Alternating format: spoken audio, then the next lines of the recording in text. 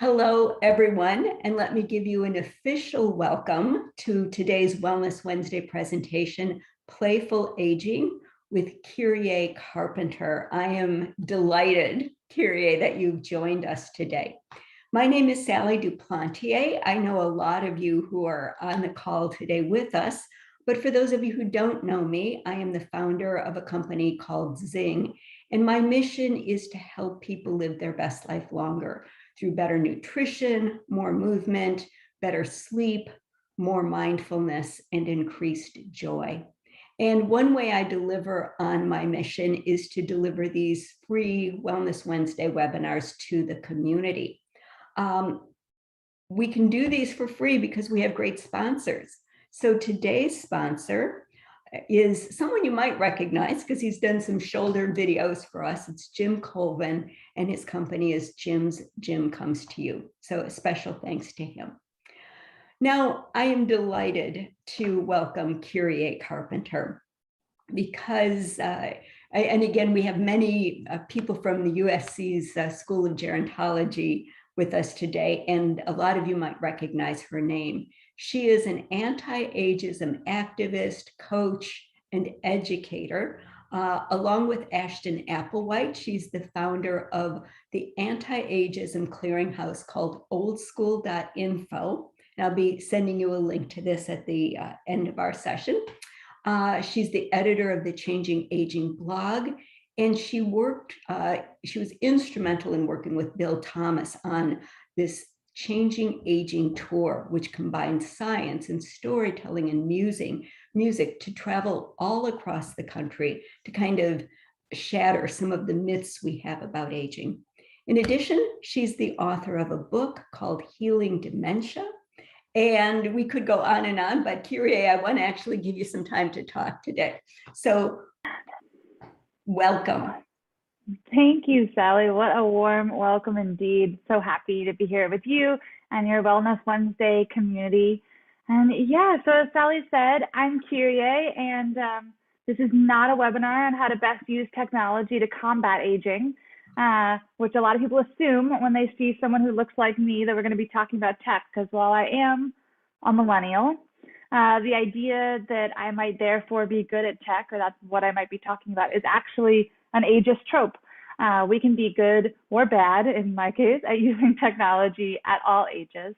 And what we're going to talk about today is actually that ageism and how to combat it through a playful attitude. And given the lack of intergenerational exchange in America, it also does seem strange to a lot of people. I like to get that right out there in the very beginning, that why does someone my age care about aging and about ageism? But I hope you'll see through this that I'm a firm believer that we need to come together at all ages to embrace the aging process that we're all experiencing from the day we're born till the day we die, to really dismantle ageism and move forward culture change that's going to improve all of our qualities of life.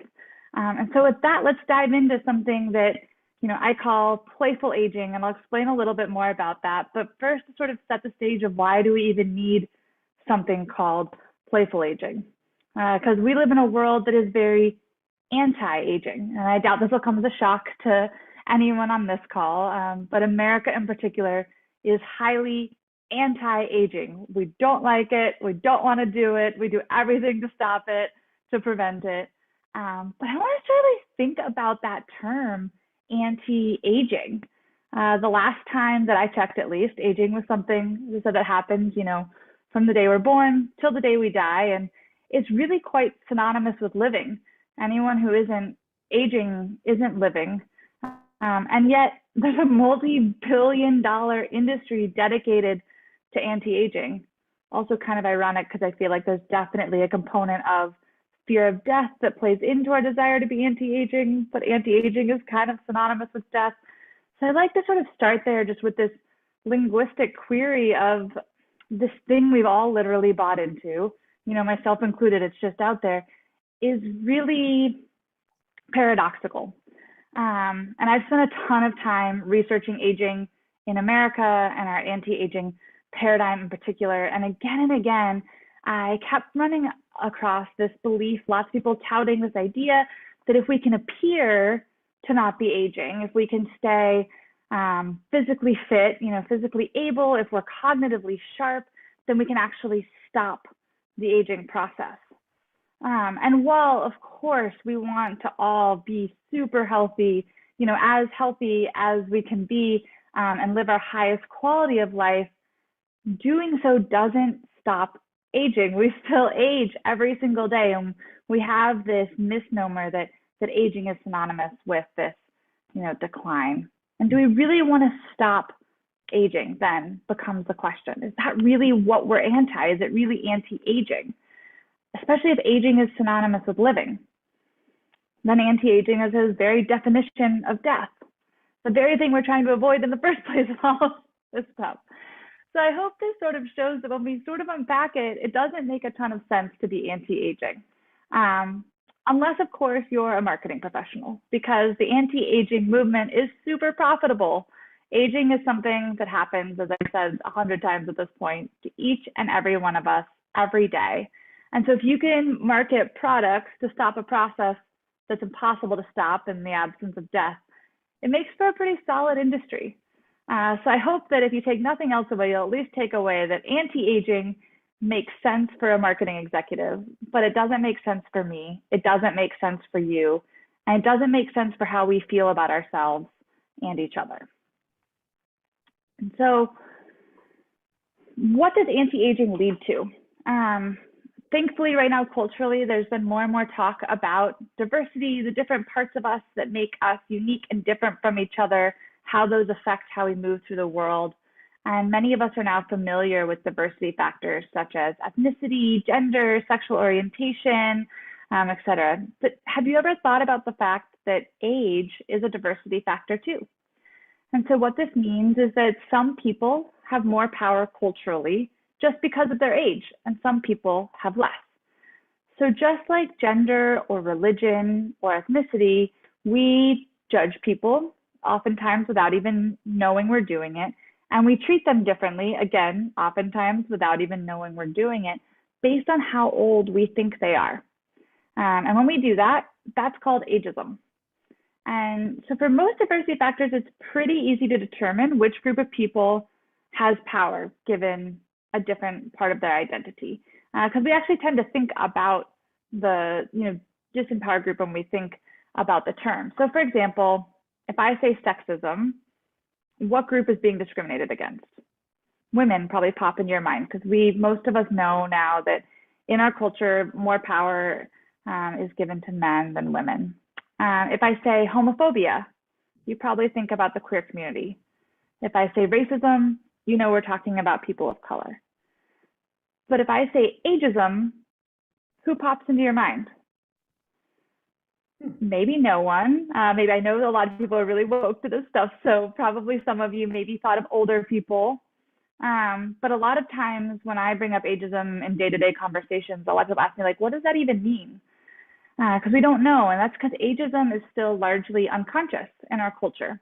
And the nature of ageism is super different than other isms.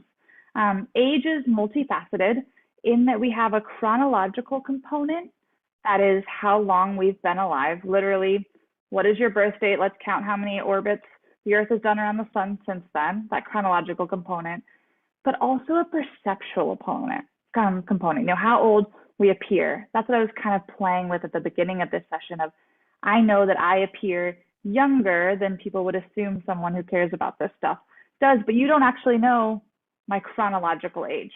So we have those two pieces, this perceptual, how old people assume we are when they first look at us, and also our actual chronological age.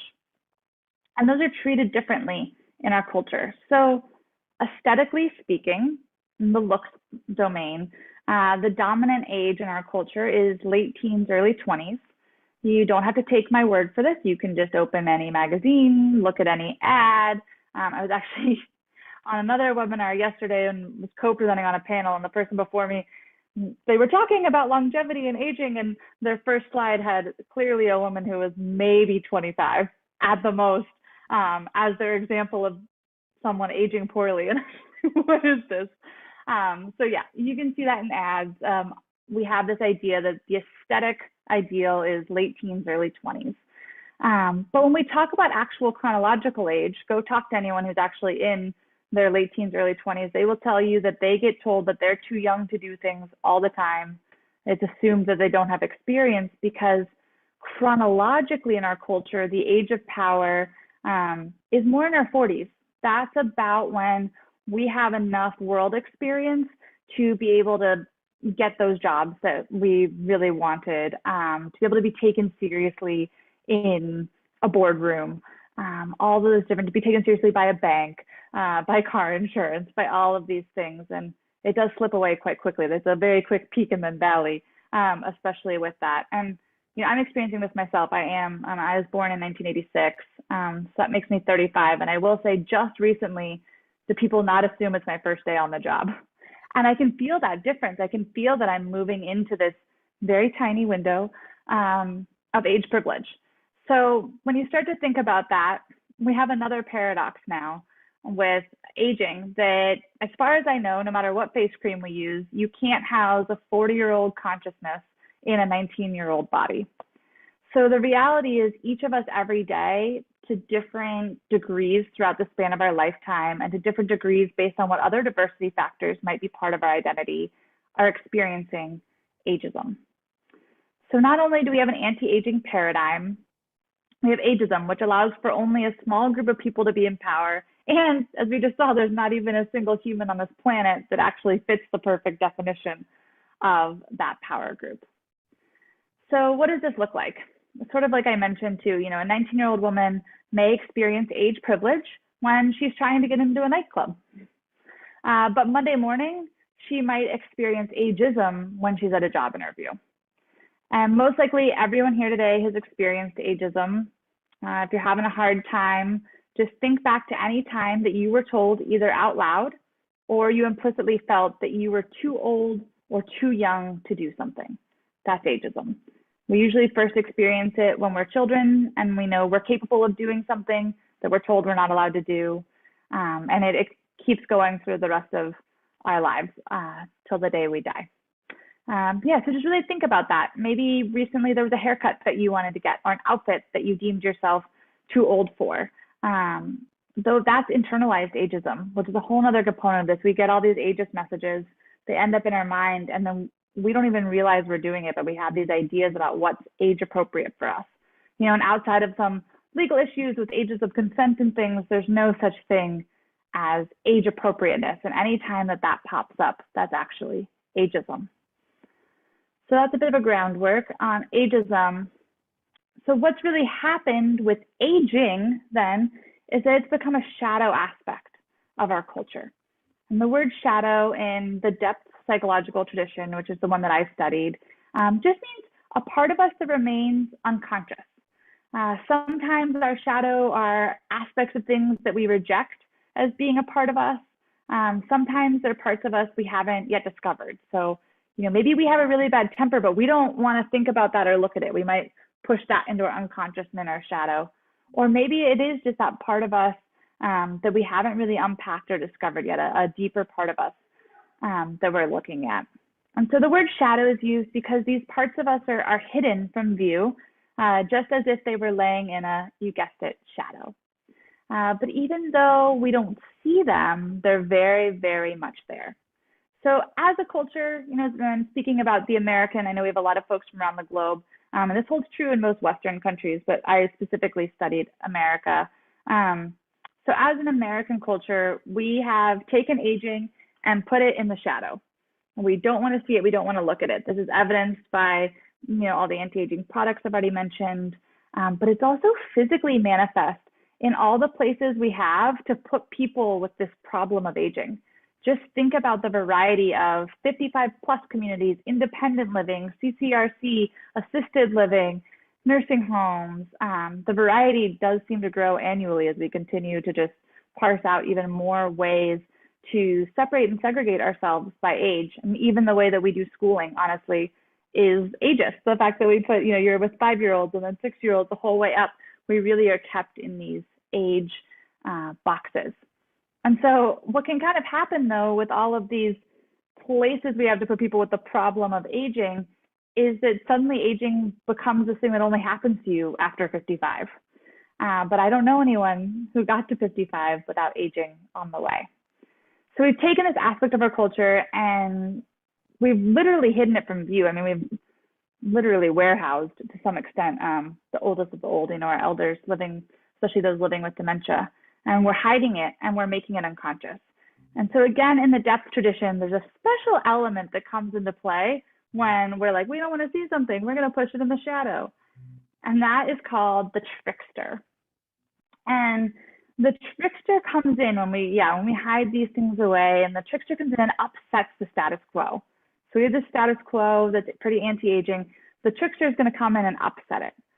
The really cool thing about the trickster, while their appearance can be quite uncomfortable, no one likes an upset, the upset becomes a set up for growth and change, if we can see it. So when tricksters come into play, in myths and fairy tales and in our own psyche, it's that kind of thing that upsets the apple cart but really shows you a new direction. I'm sure we've all experienced that as we move through our life, where there's something that you thought was a bad thing that happened. You didn't get that job, that person you really liked broke up with you, you got in, maybe it even was like an accident or something happened that seemed bad on the surface, but then you realized at the end that it really helped set you on the right path, showed you something about yourself, and it was a chance for growth and change. So again, thinking about American culture, if we've hidden aging away in the shadow, what is the trickster that's saying, I'm not going to hang out here? In our culture, dementia plays the trickster. It highlights everything we fear most about aging and old age. And we as a culture love to pretend that it doesn't exist. We cloister it away in large buildings with fluorescent lit hallways. We medicate it away when it gets too loud and its behaviors don't fit the way we think an older person should act. Suddenly, when someone doesn't act like a stereotype of a grandma sitting in a corner knitting and not having any opinions, we bring out the antipsychotics. We put on those chemical straitjackets. 10% of the time, we even use actual physical restraints still to this day, and continue to make even more profit off of rejecting aging. Because we can't have people over a certain age making any noise and reminding us that they exist, that aging exists, that each and every one of us have been aging as we've been sitting here on this call right now. And I won't get much more into dementia. I do a lot of stuff around that, but I just want to sort of have that as this like conceptualization, sort of what is going on in this state of play in our world right now. So I also recognize we've got a lot of future gerontologists on this call, people who are super into this stuff, so I might have been speaking to the proverbial choir. And this problem is finally being recognized and gaining traction. With old school, when we started, there were no campaigns battling ageism. Now I think we have 33 globally campaigns battling ageism, including one in the city of San Francisco where I'm sitting, some statewide, some nationwide. People are starting to recognize that being anti-aging isn't serving us. It's starting to become less of a radical idea that there's rampant ageism in America and that that's a bad thing. And so the idea I really want to center on as we move forward is that there's a lot of suffering associated with aging. And I'm not going to deny to you that living with dementia is hard. Aging is hard, changing abilities is challenging. I like this fraught with suffering. The thing I want to talk about is that there's this additional piece of suffering. So I'm not a straight Pollyanna is what I'm trying to say there, but there is this component of suffering that comes from the rejection of aging, and that we can change. So yes, there's suffering in life, that is natural. But rejecting aging, being anti-aging, being ageist, is increasing our suffering and robbing us of resources that aging has to offer. And you don't have to take my word for it. There's amazing research by Becca Levy out of Yale that shows having positive attitudes towards aging increase our health span 7.5 years. She's doing a lot to dig into her research, amazing stuff showing how much it really affects our health and quality of life to have positive attitudes about aging. And so that's the suffering that I feel like we can really change. I sincerely hope that there's a cure for dementia someday. I don't think we're anywhere near it. But what we can do right now is reduce the suffering from the stigma associated with dementia, the stigma associated with aging. That we have the power to change. And so that's what I really focus on. I'm a big fan. I'm a coach too. So I'm a big fan of focusing on what we have, what we can control and what we can change. So what do we do about it? So what is the solution if rejecting something is the problem? Accepting it, maybe even embracing it. So I want one reminder that fear is preventable, but aging is inevitable. And so today what we're going to do is practice embracing aging. How do we embrace it? A place to start, a place I started at least, was I looked at what the anti-aging world values, and I thought, well, if I look at what they value, the opposite of that is probably something that aging has to offer us. So for example, the anti-aging paradigm really values reason and cognition and the way our brains think in very, linear and mathematical ways. So what does aging offer us? The elders I worked with, I did my clinical training working in long-term care, had a whole lot more intuition than younger people I knew. So that's one example. Anti-aging values reason, nothing wrong with reason. We just don't want to only value it. Aging can teach us intuition.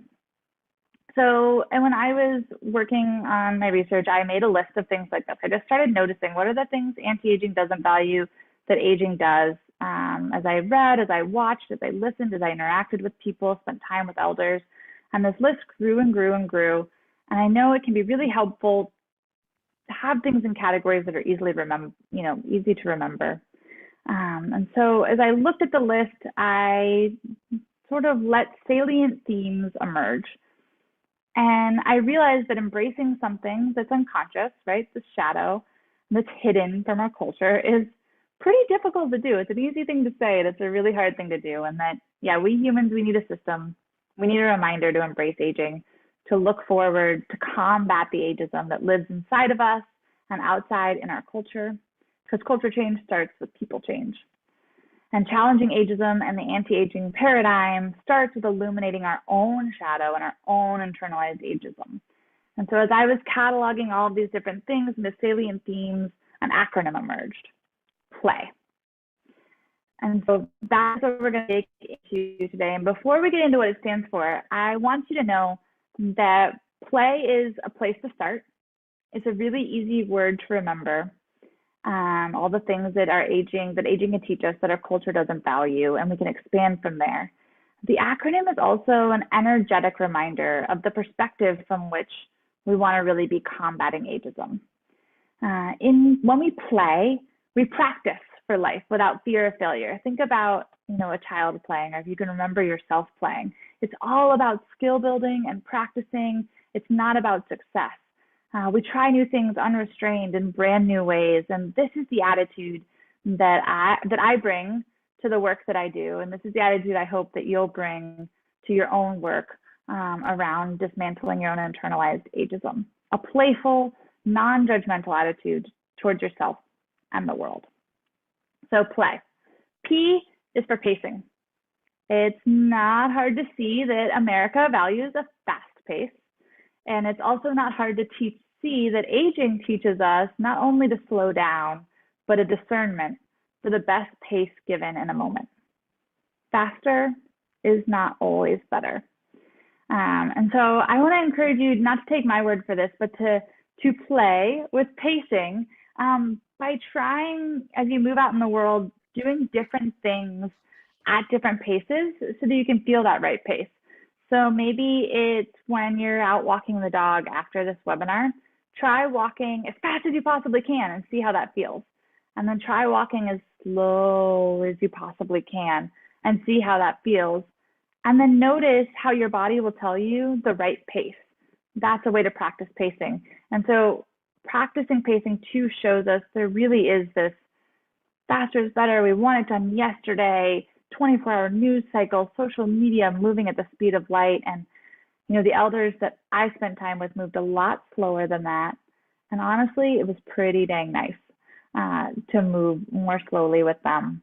And I really did learn this discernment for sometimes going fast is absolutely, if you were in a race, going as fast as you can makes a ton of sense. But there's a lot of things that done more slowly will last longer, can be done better, more enjoyable. So I really encourage you, anything you do, whether it's making your sandwich for lunch, whether it's how fast you finish a drink, it's a really fun little practice to play with pacing and to really sense into what is the right pace for this activity for this moment. So that is P for pacing. L is for life story. Our culture teaches us that our life story is housed in our degrees and our houses and our resumes and our Instagram followers. But aging teaches us that our life story lies in our character. The forgetful and disinhibitory aspects of dementia are a great teacher for a life story. Forgetting helps force our hand to look at what is still there when we don't remember our life story. There is a force of character that is still there and in fact can become more prominent. And so I encourage you just for a moment, and you can do this longer on your own after this webinar, but just for a moment with me, take a minute and think about who you are. This idea of who is Kyrié? Who are you? Now, who are you if you don't live in the home that you live in? And who are you if you don't have the job that you have? And who are you if you don't have the degrees or certifications or trainings that you have? And who are you if you don't have the friends on Facebook that you have? And you can kind of keep playing this as you remove things. And I hope what you'll see, what I've seen when I've done this, and with people I've worked with who, like I said, dementia comes forth, that there's a kernel of humanity that's inside of all of us that's really, really precious. And that we've been sold a narrative that we are, hi, I'm Kyrié, nice to meet you. Hi, I'm so-and-so, what do you do? We've been sold this narrative that we are what we do, and that becomes really painful for people when they don't do what they do anymore, whether by choice or not. We've been told a story that we are equated to our worth is equated to our wealth. We've been sold these stories, again, culturally, and when we take a second and really unwind them, we can see that we're so much more than those accomplishments and those things. I was shocked when I was working in long-term care that, my clients most of them never remembered my name, and yet deep relationships were formed because there's something about our humanity that stayed connected even underneath all of that was core, that couldn't be taken away. So that is life story. A is aesthetics. So for aesthetics, I want you to think about art, fancy in a museum art. Why is it regarded as so valuable? It doesn't do anything. It can't get us anywhere. It can't perform any tasks. It has no usefulness, let's say. And yet it's valuable, even though it's inherently useless. And I love to use that as an analogy, honestly, for ourselves. And there's one of my favorite thinkers, James Hillman, talks a lot about this, that by being useless, we regard it deeply and more meaningfully. So there's something about art that because it isn't for any use, we sit there and we look at it and we think about it and we let it have this impression on us. And we come back to it and we visit it again and again and again. And what if we valued our own aesthetic like art, not looking for one type of beauty or strength or whether we fit in, but allowing for a widening of the aesthetics? I want you to really think about, why is smooth skin better than wrinkled skin? Why is blonde hair or brown hair or red hair better than gray? Wrinkles don't hurt. Gray hair doesn't hurt. It in no way affects, our quality of life in that way. Those are just superlatives that our culture has decided. That's not an actual value judgment. It's something we've learned, those things, and we can unlearn them. We don't look at a tree and be like, oh, if only you had the bark of a sapling that was smooth. No, in fact, I love looking at tree bark and, like, and the intricacies and stuff, especially, and I live in the Bay Area, like, my goodness, like big redwood trees, would we ever want them to not have those trunks? We can do the same things when it comes to our own appearance.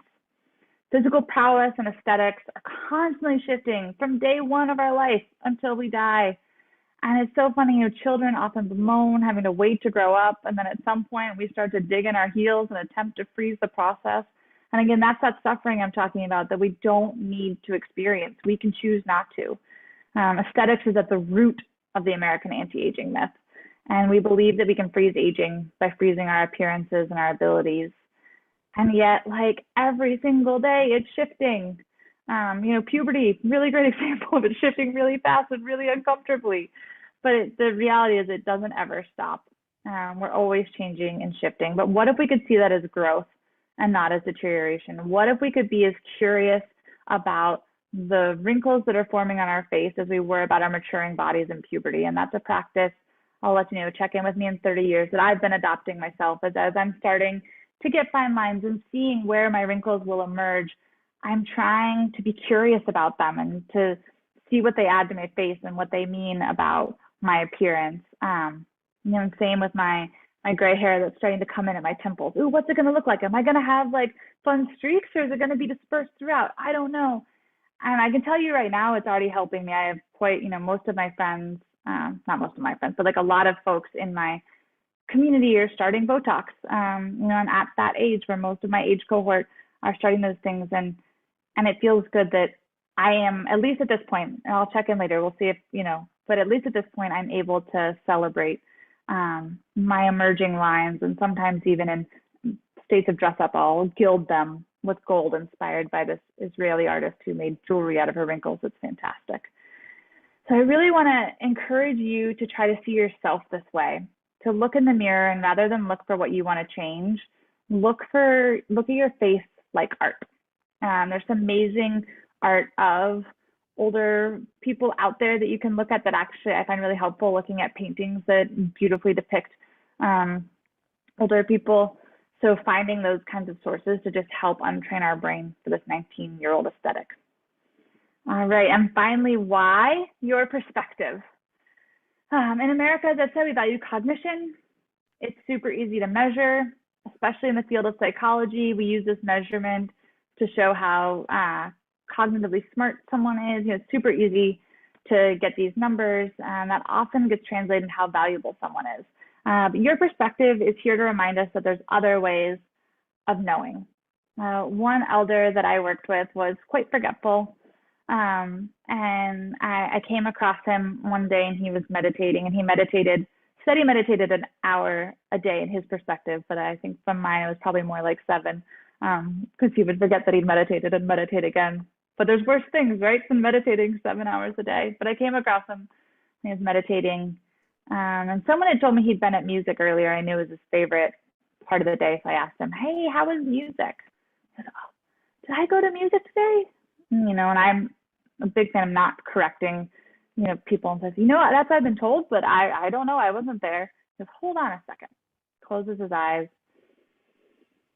takes a deep breath, and says, I feel really good. I must have gone to music today. He didn't know he went to music, but his body knew he'd done something he loved and he went to music. That's your perspective.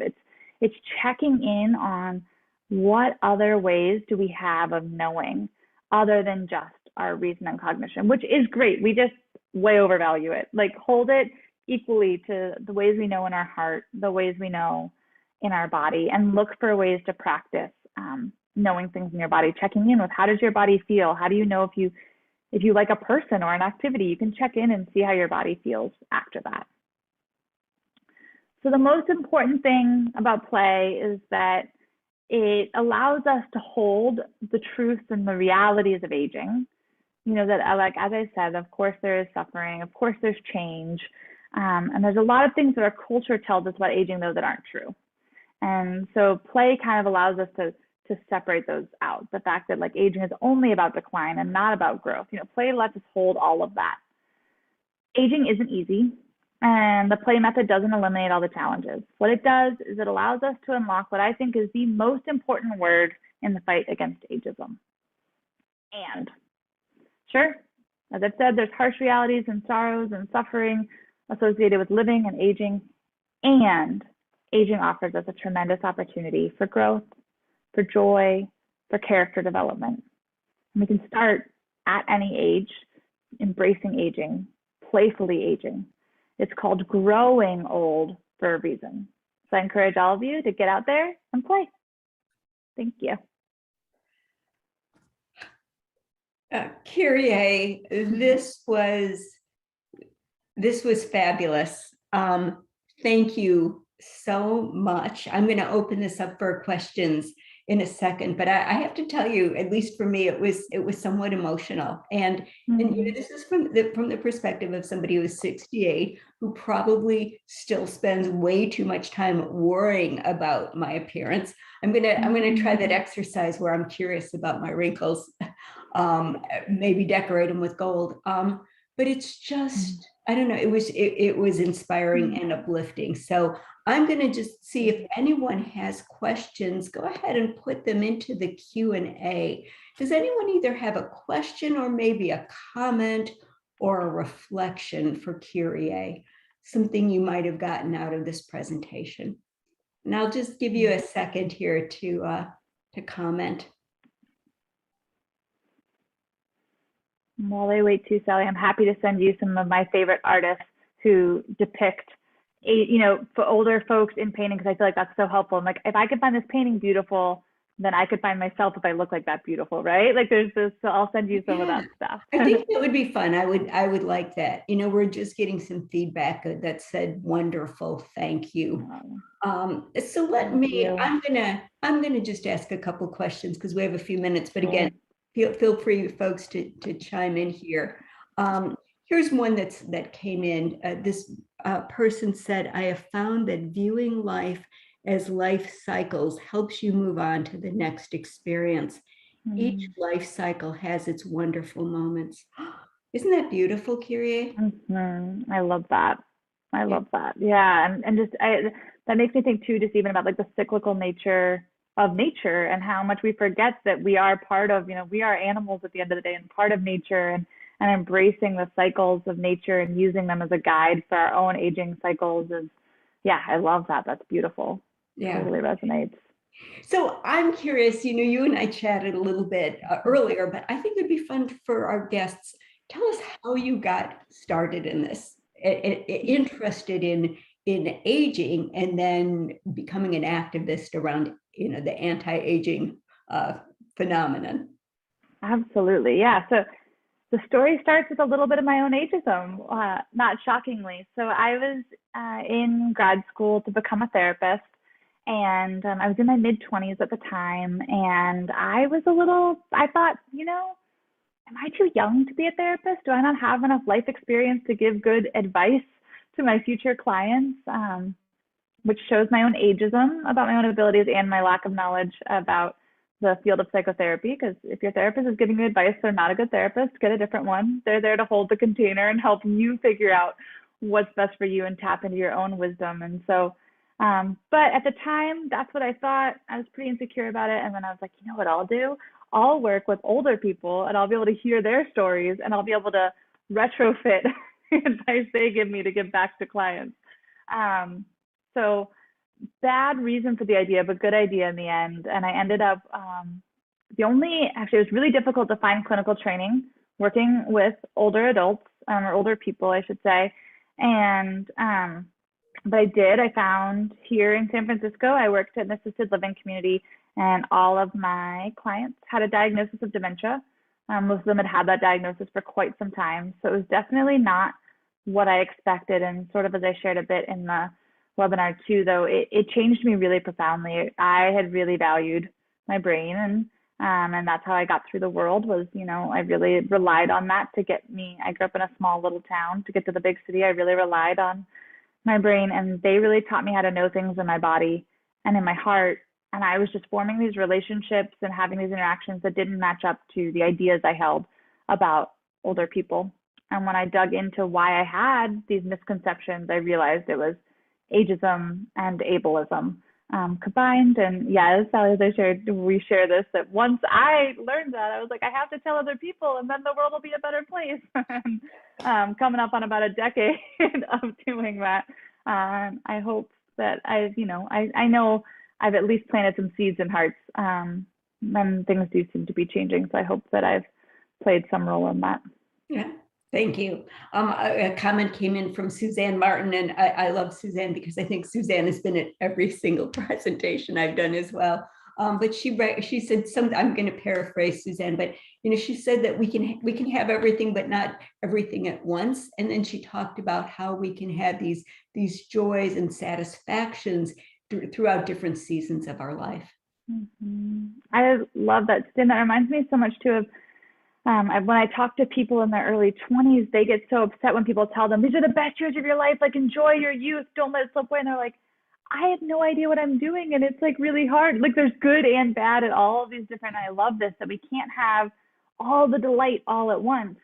That's not how life works. And how sad would it be if it was?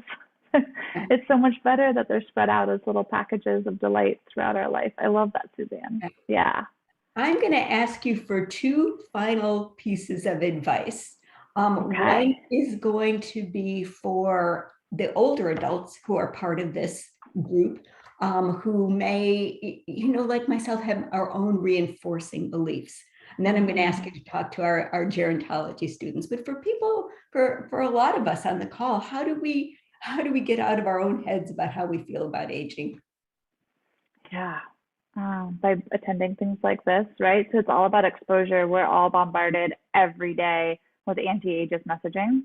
And so it's about getting really conscious about what other inputs you're putting in, so attending webinars like this, consciously ingesting media that's created by people of all different ages, having conversations.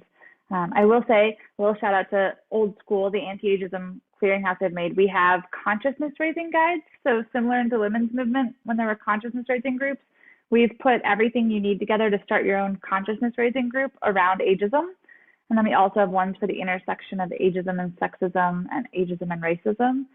So that's, you start a group and you have, weekly or monthly discussion about this stuff. So if you're really interested in it, that's a great way, but it's all about just keeping it top of mind and remembering and just starting to notice when you think, I'm too young for that, I'm too old for that.